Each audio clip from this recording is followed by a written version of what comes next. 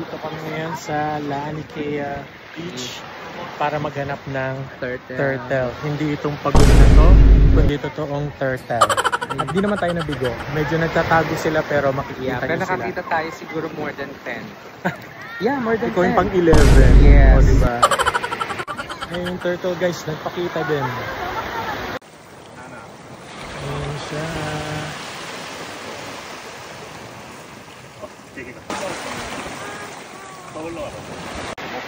Ayun siya guys, oh.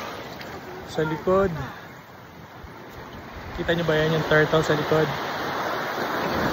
So hindi naman siya totally bokya, pero medyo shy type sila today. Yeah, shy type. Ayun, ngayon siya nagpakita. Hindi, ganina pa sila dun eh. Hindi lang siya makalis-alis. Pero anyway, at least tayo na bokya. Happy pa din. Yes, worth it yung 1 hour drive natin. Diba? Ayan. Thank you, turtles!